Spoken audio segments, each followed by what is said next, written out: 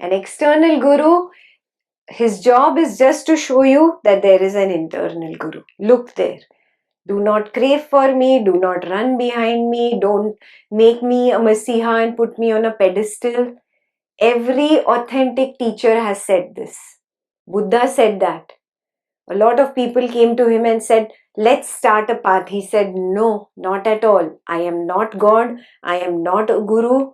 You do not do anything like that. Otherwise, you will get stuck in another kind of Maya. You're already stuck in the Maya of your money and your house and your name and your fame and your wife and your husband and sex and all those things. Now don't create one more obstacle on your path by craving for, again, a spiritual teacher, and the spiritual teacher takes me here and gives me blessings, and I do prayers and I do tirath and I do this and the teacher will bless me. No. Wrong. Absolutely wrong, he said. Buddha said, do not put me on a pedestal. How many times do you see this quote about Buddha? Yeah? All over the internet you see it.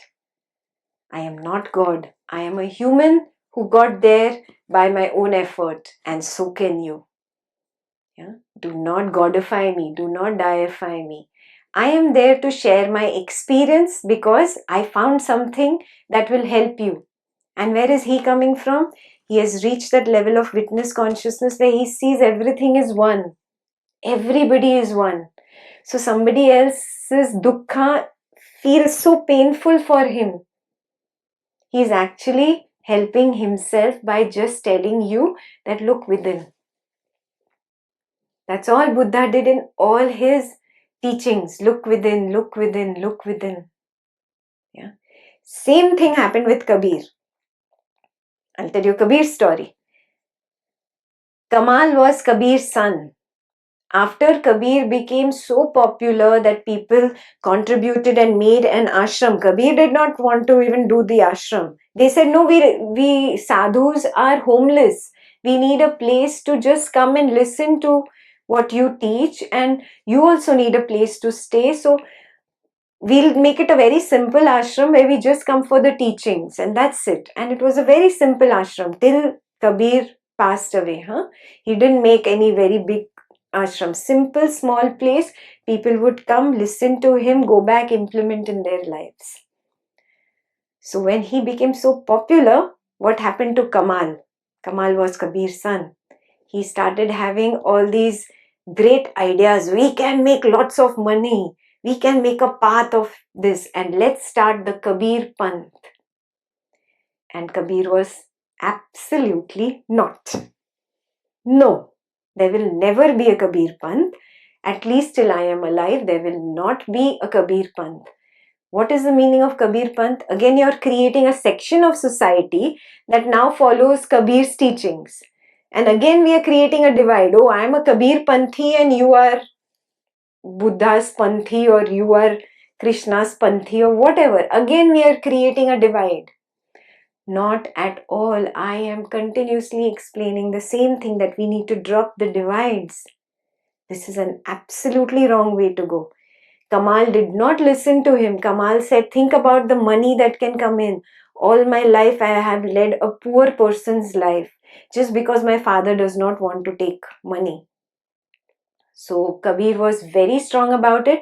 Kabir said no means no. Kamal even went to his mother and said that, he listens to you. Can you convince dad? And she said no. This even I do not agree on. Can you believe it? Kamal said, I am leaving the house, and Kabir and his wife said, that's okay. That is the true guru. He did not want to create a section in society. He did not want to divide society, create a different path again.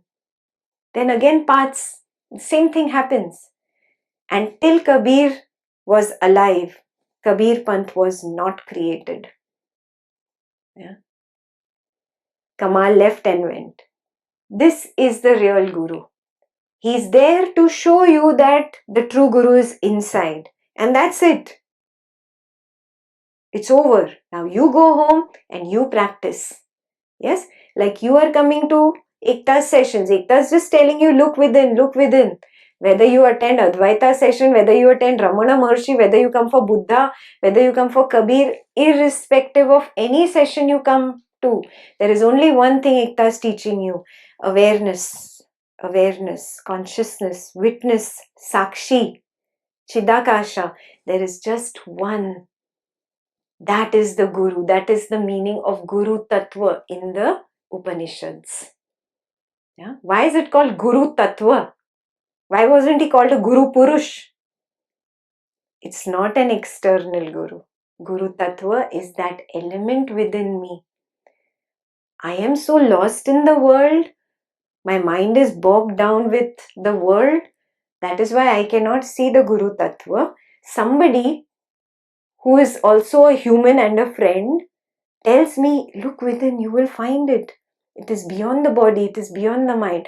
And you get it, that is a Guru. That's it. That was his job.